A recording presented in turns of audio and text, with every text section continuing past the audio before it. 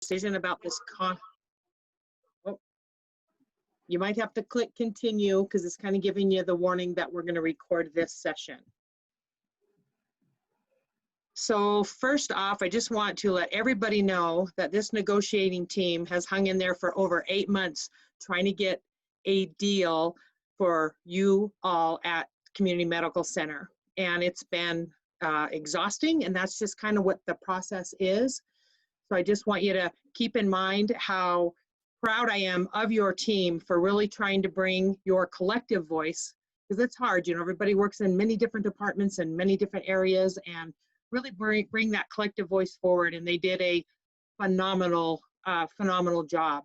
So we want to share with you the tentative agreements that have already been agreed upon, and that just means that if you guys ratify the contract, this would what will go in place, and then we'll review the wage scale, and then we can take some questions at the end if anybody has any questions, or if you want to talk offline, you can email either Lori or myself, and we can certainly make that happen as well. Now, keep in mind in the process, we're done at the table. We're not going back to the table unless something comes up and the whole entire local unit, you know, doesn't ratify the contract. Then there'll be other processes we'll have to take. So this is to be informed, to understand what they really mean. And then you guys will vote next week, I believe Monday and Tuesday through Wednesday noon, and we'll know immediately what those results are. So with that said, I'm going to share my screen so that you can all see the tentative agreement, which you should have also received in your email. And if you did not, make sure to let our office know, because we keep a stellar membership list with personal emails so that we can communicate with you, especially for things like this. So let me get my screen shared, and then we can go over the first tentative agreement, and then we'll go over the wages so you guys can see the scale and where you will land on that scale. Okay.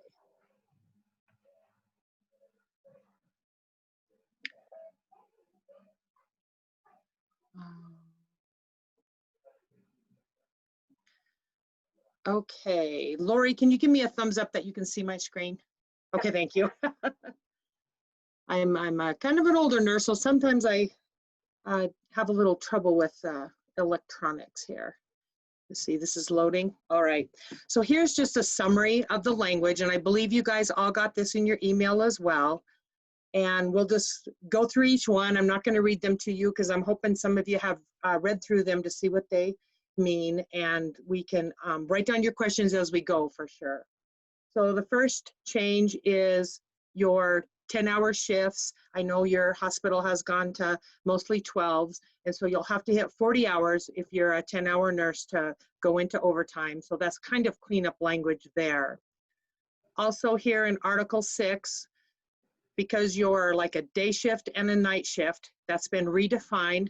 This is not uncommon for many facilities because of the 12-hour shifts. And so that will be cleanup language. You'll have a designated day shift and a designated night shift. And those are the hours that define both of those. 6.14 talks about 3 call definitions. And it was important for the team to include NICU transport team here. I can remember some conversation about that because they're a part of that. So you have regular on call, which is your 45 minutes. You have scheduled on call is a 20-minute response time, including all of these entities.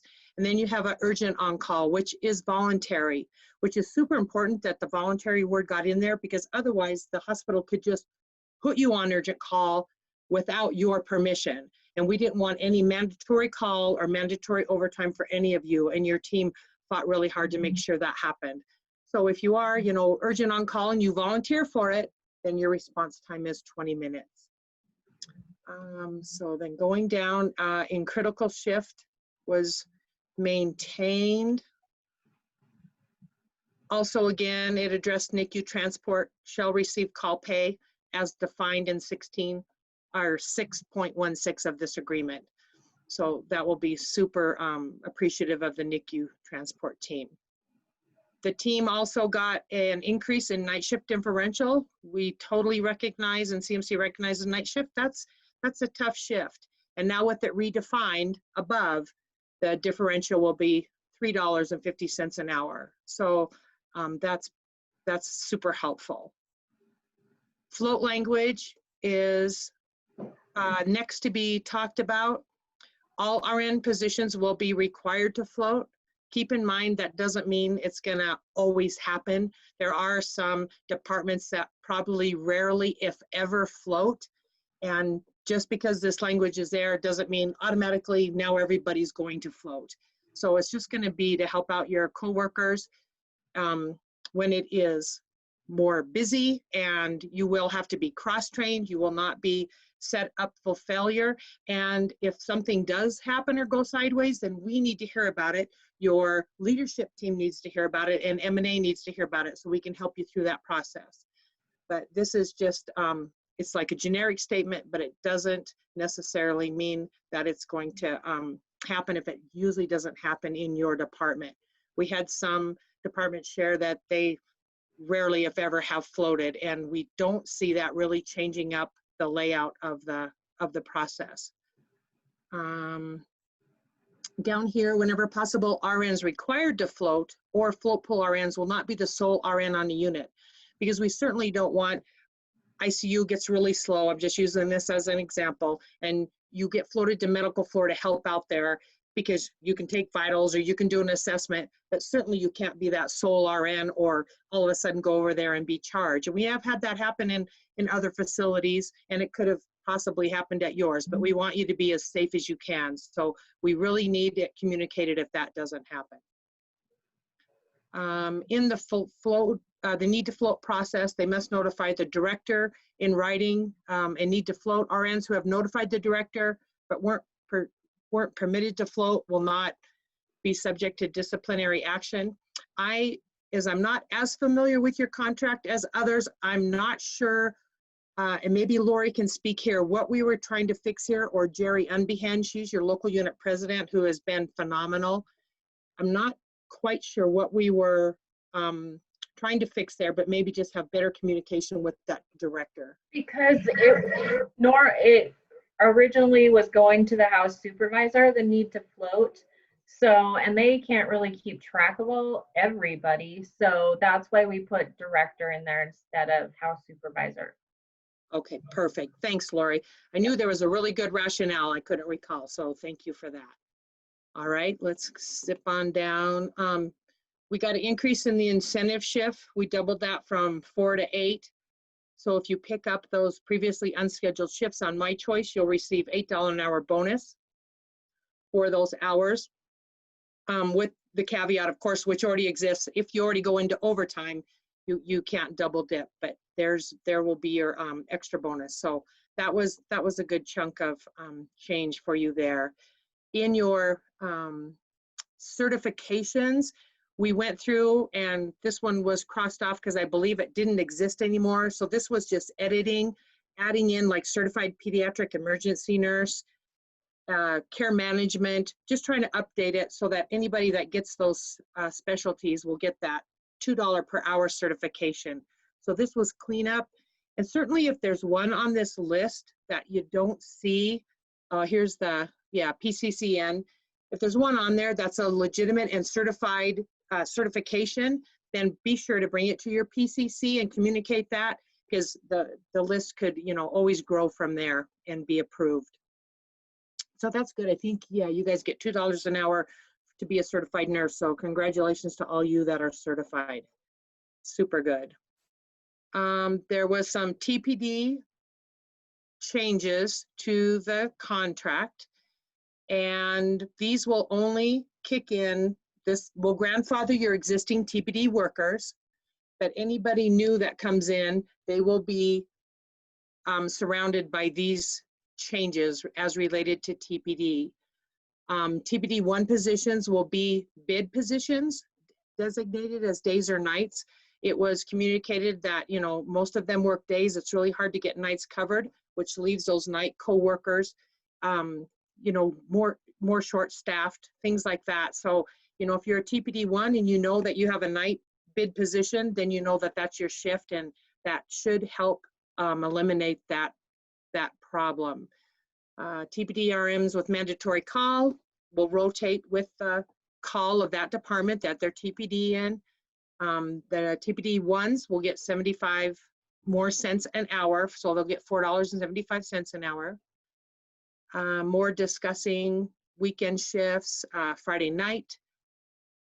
1 weekend per schedule, which could be any 2 shifts from Friday night to Sunday night.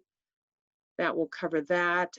TPD 2s must work the number of hours equivalent to 1 shift per month, each 6 months, each 6-month evaluation period.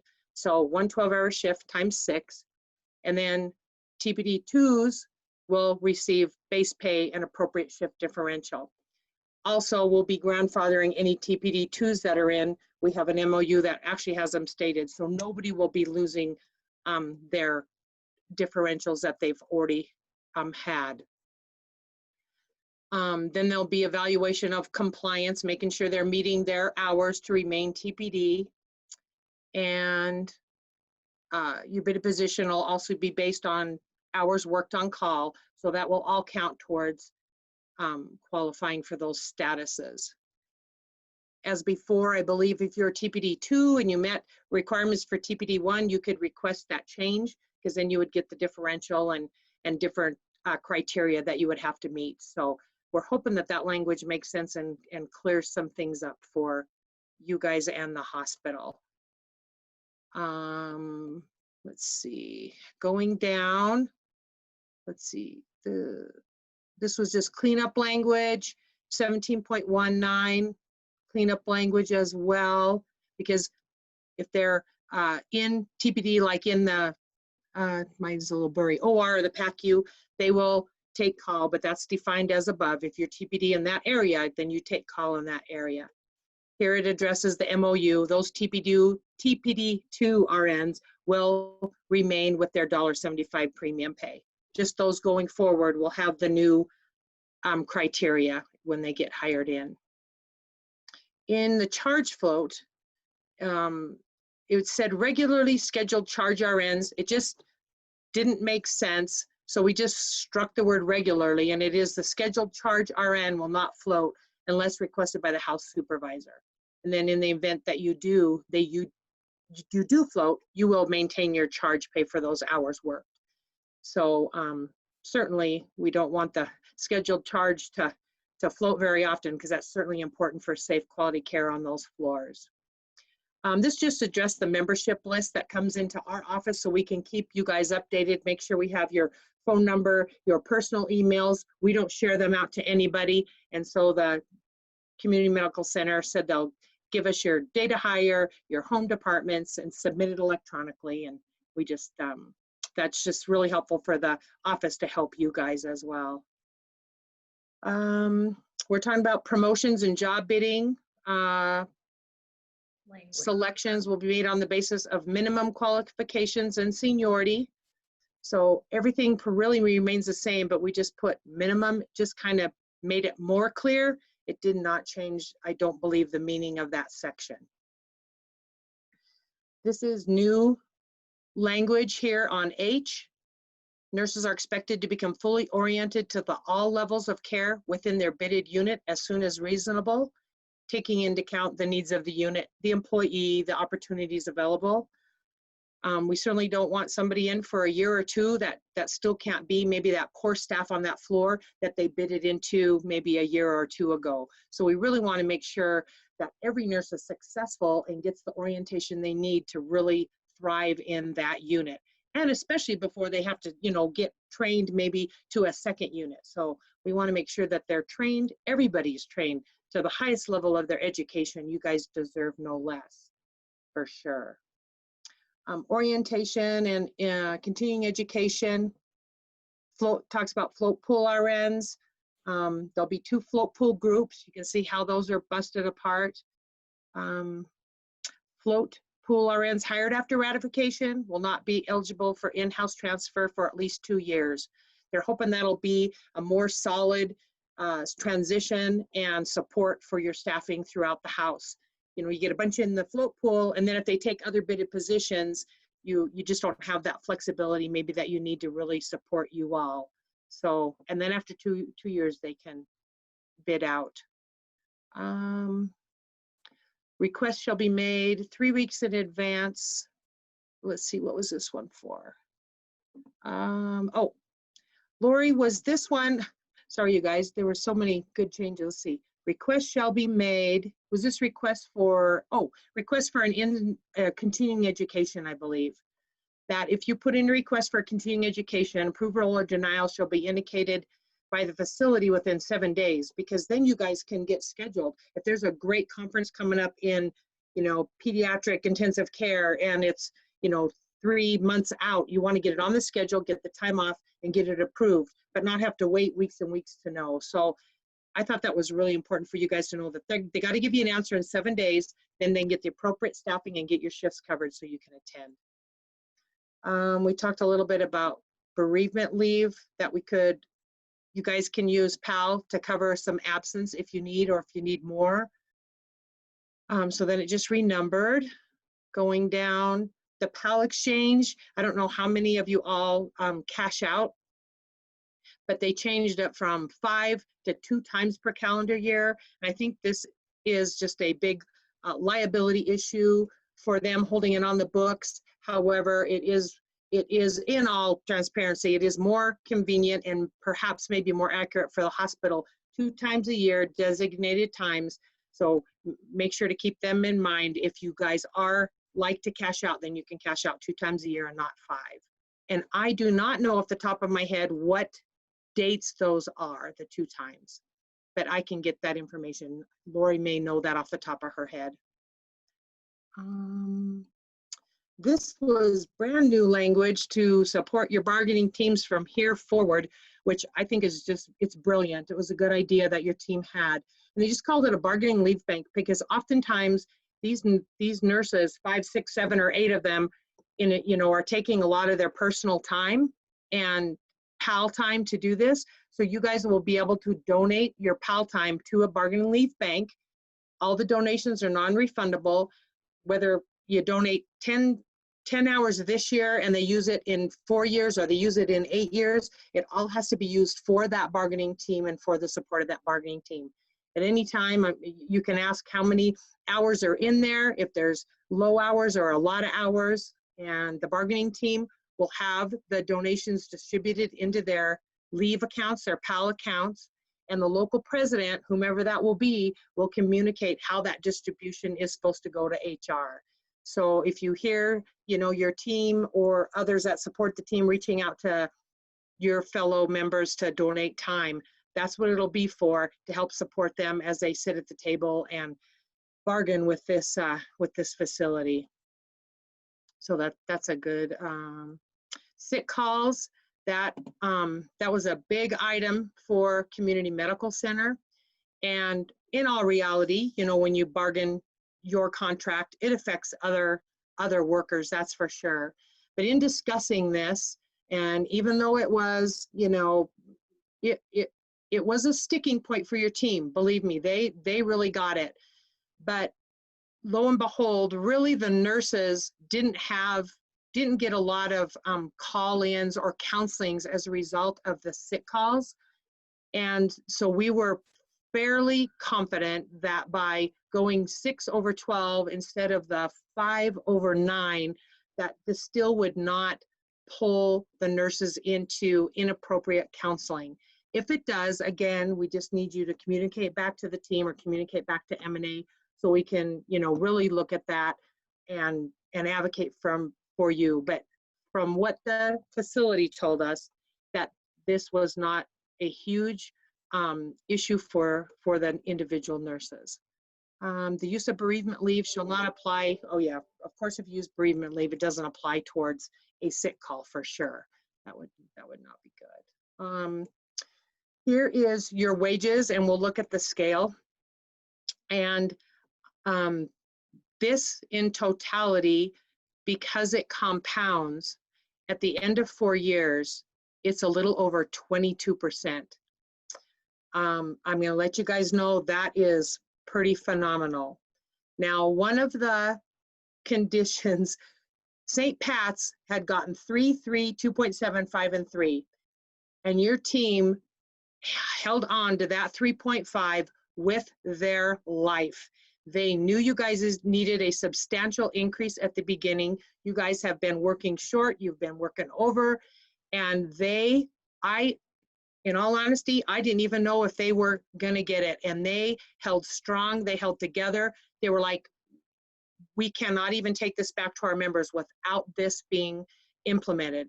And the CEO had to get involved and be part of those conversations, and they got 3.5, 3, 2.75, and 3%.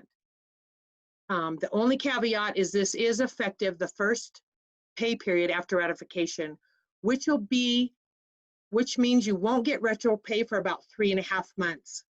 But what happens is, because this is so high, this is 5.5% in the first year, they were gonna have it go from today, and then a year later, give you the next increase. And the team came back and said, no, do this now, which is pretty significant.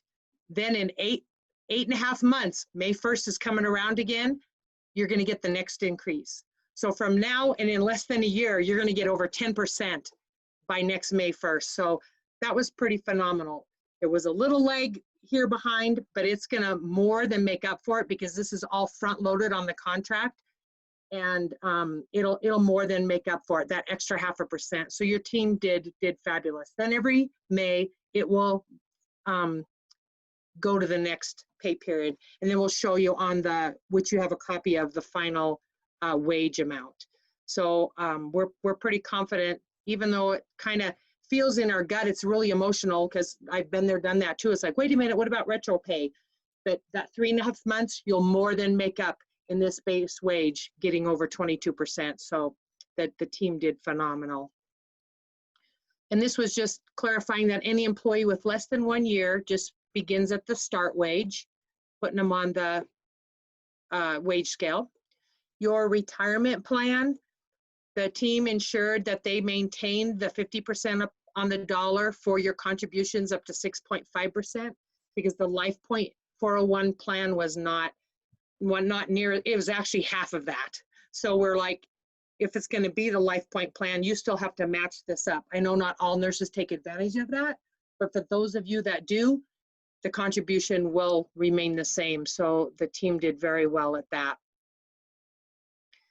Let's see, your professional conference committee. Oops, let's just see some formatting.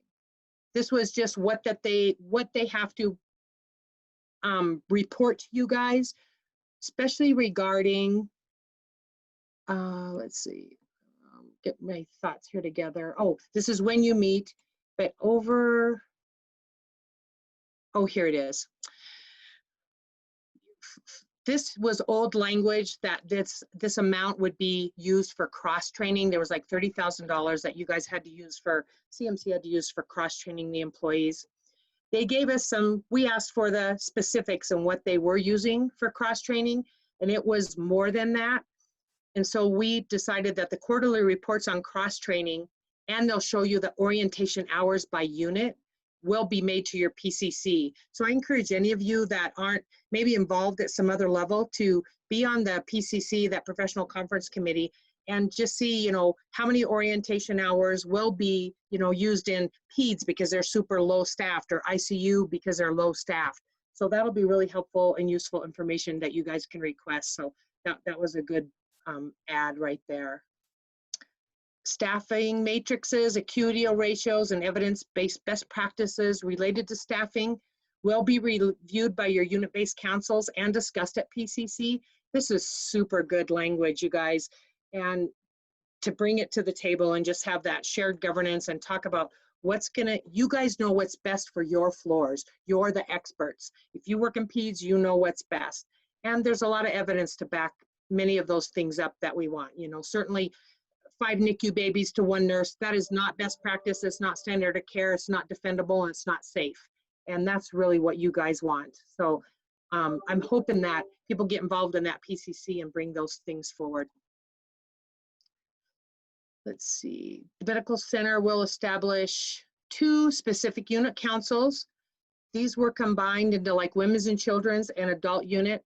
I think when you had more, my understanding is there wasn't enough participation. So I really encourage you, if you're in one or the other of these units, to get on the unit-based council to make sure that your voice is heard, whether it's staffing or whatever the issues are. So maybe by dividing in these to two, we can get more people to participate, because that's your voice and they have to meet with you and listen to you. So I'm hoping that that will be helpful for you guys.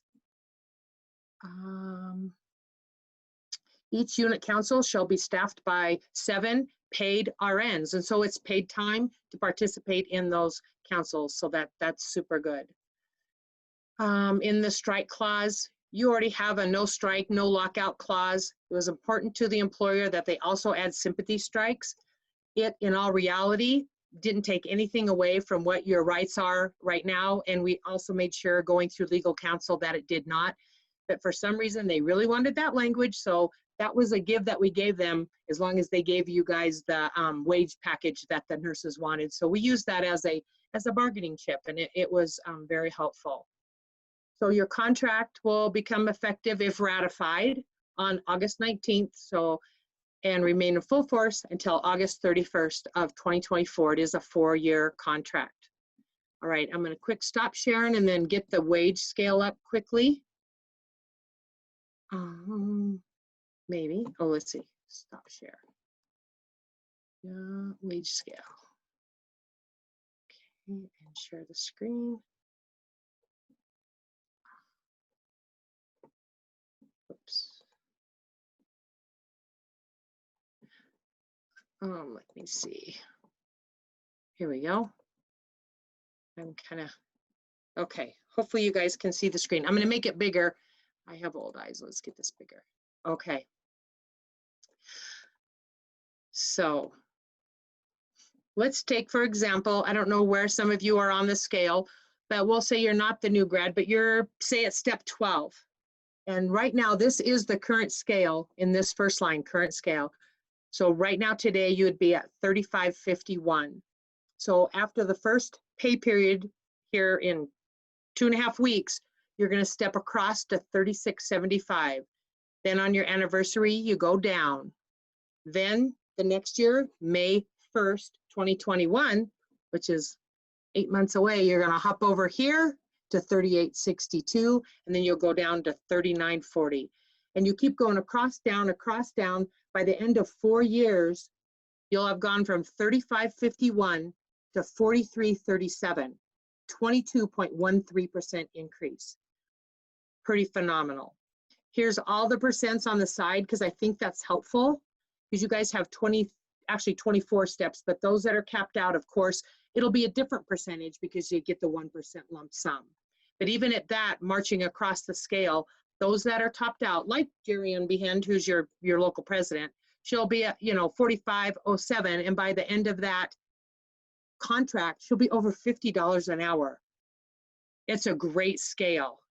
Your team, I would have bet money they wouldn't have got that extra 3.5%. And because we front loaded it, it compounds all the way through the scale. So it put you guys well over 22% over 4 years. So they were pretty excited about that. And that is a really super good wage scale.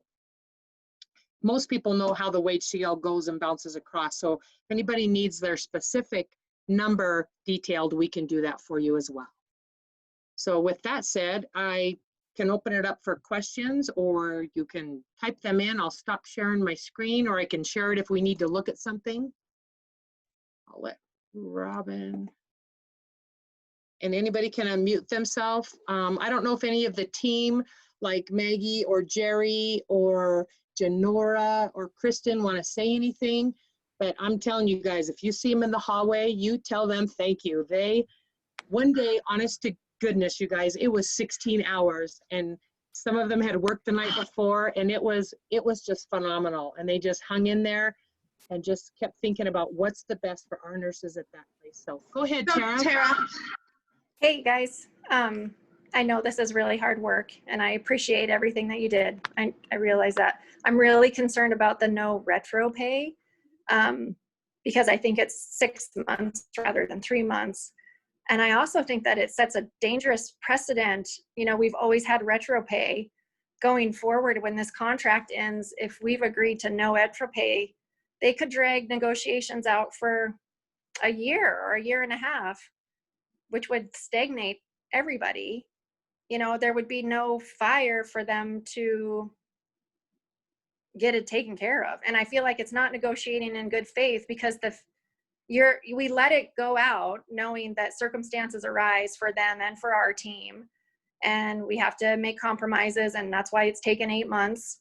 But that's in the good faith that it will go back to when our contract ended. That's a really good question, Tara. And the contract ends May 1. So the month, May, June, July, and August, even if it went through the whole of August, that's only 4 months. So it's not 6 months. So I just want to be really clear. Okay, I thought the contract ended in February. No, May 1. Okay. May 1. May 1. So no problem there. So May 1. Then also the goal, which is unusual for CMC, we haven't found ourselves in this position for many, many contracts, because always the goal is we're going to get this bargained well before it ever expires. So we don't ever want to find us in this position again. If the retro pay would have been super pushed, the team would have never got that 3.5%. I mean, it was coming down to those really final push hard moments. And so the team thought out of the box and said, if we didn't get retro pay, we're not going to go a year from now out, that in 8 months, because it's going to come due, you're going to get that other 5%. So you're going to get a little over 10% really quick. And in the end, that extra 0.5%, as it compounds through the 4 years, is far greater than just getting 3% instead and getting retro for 3.5 months. So we really had to weigh out what would be the best for you all. When you said the example, though, of our raises, it still was less than St. Pat's, right? Because you said 3.25, 3.5% for the third year. No, St. Pat's got 3, 3, 2.75, and 3. And you all got 3.5, 3, 2.75, and 3. You got 0.5 across the board more than St. Pat's, and also within St. Pat's scale, because we checked their going down, the step downs, they range anywhere from 1.6 to 2.0, where yours is a far better scale and it's more consistent and you have more steps. Yours are like 1.9 to 2.0. So that'll be something that we'll be using when we talk with St. Pat's next time, is like CMC scale is even more solid. So they got 19 to 20%. You guys are consistently well over 22%. You did far better. I'm still worried about the thanks for clarifying the 6 months versus 3 months, because that helps. But I still really worry about what sort of precedent that sets going forward.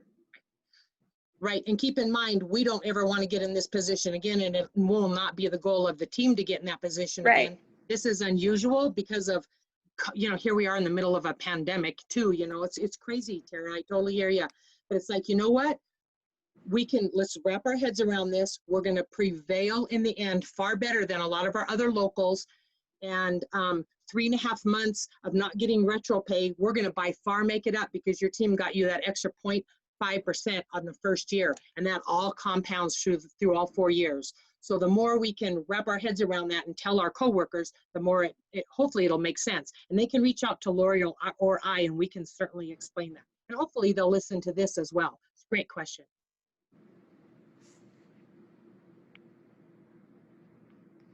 Anybody else got a question?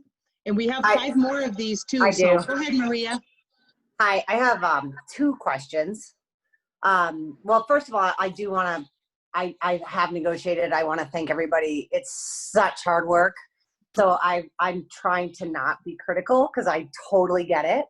But with that being said, I am tapped out on the scale. And so I just was wondering if discussion happened in negotiations about those nurses that are tapped out with, 12.8% and a 1% lump sum bonus. The 1% lump sum bonus is honestly a joke. I don't know if you've ever calculated what that is. It's like $800 a year.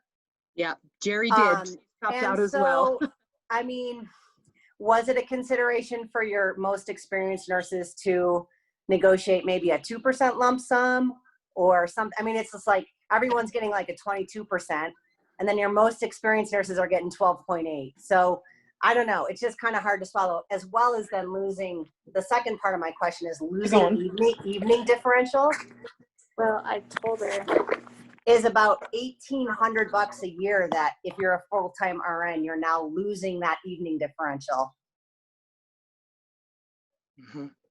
Yeah, the team addressed both of those issues, and the part of getting the 0.5% at the beginning of the year, they also brought up, you know, how do we go back to those evening shift nurses?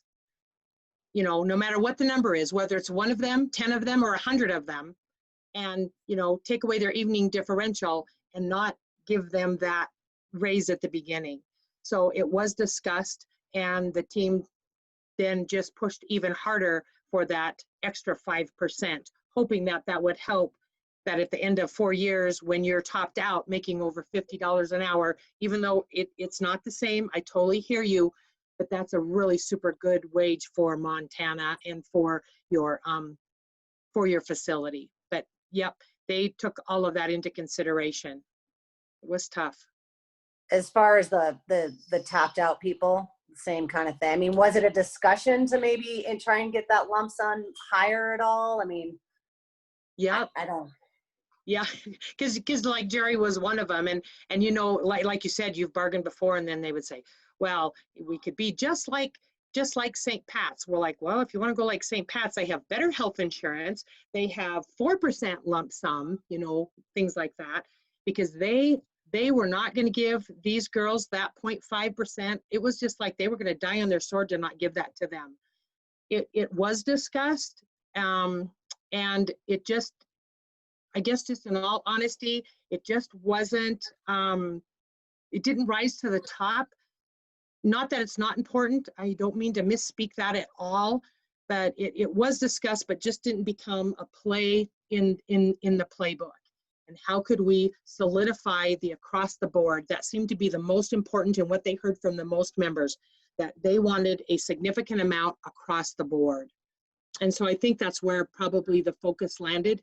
And doesn't mean that, you know what, when we go, if this gets ratified and we go back in 4 years, then we just need to hear from more, you know, during those years, and your leadership during those years, so that we know exactly what that priority, the priority for the team, what they heard from the most of the members was that across the board amount. And so they really focused in on that. How much did community save by wiping out the evening diff? I do not know that answer. I do not know that answer. We could figure it out, but we did not ask specifically. Okay. Thank you. You bet.